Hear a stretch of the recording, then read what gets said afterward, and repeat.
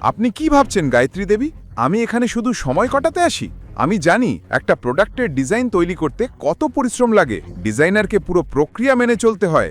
কিন্তু মিস্টার নীল সেটা করতে পারেন না, কারণ আমি ওর আগের কাজও দেখেছি।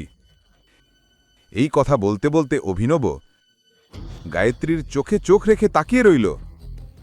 এখন আমার কথা কান খুলে শুনুন, সে বলল। আমাকে তাড়াতাড়ি সেই ব্যক্তির নাম জানতে হবে যিনি এই ডিজাইন বানিয়েছেন, না হলে ফল কি হবে আপনি ভালোই জানেন। যদি চান যে অবতারে আপনার নাম আগের মতোই থাকুক, তাহলে নিজের কাজে মন দিন, কারণ এই কোম্পানির আসল মালিক মিস্টার রাঠোরের কানে এই খবর পৌঁছে গেছে। এই কথা শুনে গায়ত্রী দেবীর পায়ের তলা মাটি সরে গেল। নীল অবাক হয়ে অভিনবর দিকে তাকিয়ে রইল। আউট! তার আগেই যে আমাকে গার্ড ডাকতে হবে। এই কোম্পানি থেকে বেরিয়ে যাও, আর যদি সম্ভব হয় তাহলে কয়েকদিন আমার সামনে তোমার মুখটাও যেন না দেখি। গায়ত্রী দেবী পরের মুহূর্তেই কেবিন থেকে বেরিয়ে গেলেন। তার রাগের পাড়া চড়ে গিয়েছিল। অফিসে উপস্থিত সবাই গায়ত্রী দেবী ও নীলকে যেতে দেখছিল। অবতার অফিস থেকে বেরিয়েই গায়ত্রী দেবীর মনে একটা অদ্ভুত ঝড় বইছিল। নীল আগে কখনো তাকে এত রেগে যেতে দেখেনি। দাদিশা, ছেড়ে দিন না। এখন এমন একটা ফালতু লোকের কথা নিয়ে কেন ভাবছেন? আমিও আর এই কোম্পানিতে কাজ করতে চাই না। চুপ! তুমি যদি একটা কথাও বলো তাহলে... দাদিশা, আমি তো শুধু এটা বলছিলাম, আমি তোমার কোনো কথা শুনতে চাই না। পুরো শহরে আমার নাম খারাপ করে ফেলেছ, তারপরও আমার সামনে দাঁড়িয়ে নিজেকে সাফাই দিচ্ছ। কিন্তু দাদিশা, আমার তো এটা বুঝে আসে না। সনায়ার বিয়েতেও রাঠোর পরিবার ঝামেলা করেছিল, আর এখন এখানেও হঠাৎ রাঠোর পরিবার আবার এসে পড়েছে। আমাদের পেছনে এভাবে কেন লেগেছে? কোথাও এমন তো নয় যে এই অবনী ওদের কানে আমাদের বিরুদ্ধে কিছু বলছে? আমি ভাবতেও পারিনি সে এমন বড় খেলা খেলবে।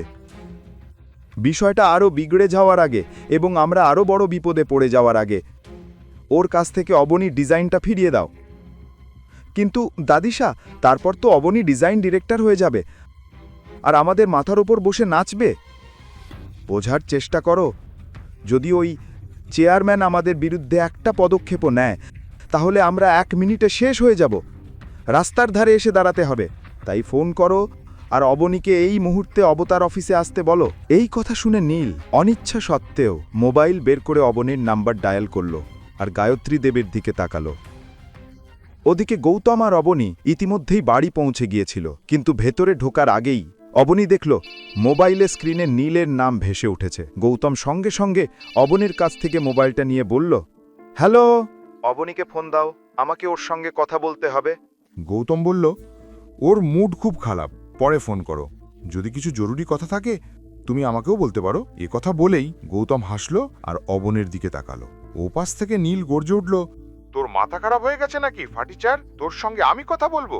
ঠিক আছে, কোনো সমস্যা নেই। গৌতম সঙ্গে সঙ্গে কল কেটে দিল। এ দেখে অবনী বিস্মিত হয়ে গেল। আমার মনে হয় খুব তাড়াতাড়ি দাদিশা এখানে আসবেন, তাই তৈরি হয়ে যাও ওনার সঙ্গে দেখা করার জন্য। দাদিশা এখানে কেন আসবেন? অফকোর্স তোমার কাছে ক্ষমা চাইতে। আমার কাছে ক্ষমা চাইতে? স্বপ্নেও ও কাউকে ক্ষমা চায় না। কিন্তু এইবার বিষয়টা খুব বড়।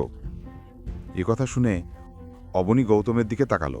দুজনেই হেসে ফেলল আর পরের মুহূর্তেই বাড়ির ভেতরে ঢুকে গেল। কিন্তু নীল ও গায়ত্রী দেবী এখনও অবতার অফিসের বাইরেই দাঁড়িয়েছিলেন। এই ফাটিচার ঘর জামাইয়ের এত সাহস, আমার ফোন কেটে দিল। এখন তো ওর সুযোগ এসছে। অবনী আর ওই ফাটিচার গৌতমের সঙ্গে আমি নিজেই গিয়ে কথা বলবো। চলো। দাদিশার কথা শুনে নীল মুখ বাঁকিয়ে গাড়ি বের করল আর অবনীর বাড়ির দিকে চলল। পুরো রাস্তা জুড়ে গায়ত্রী দেবীর চোখে রাগের আগুন জ্বলছিল, যা যে কোনো মুহূর্তে ফেটে পড়তে পারত।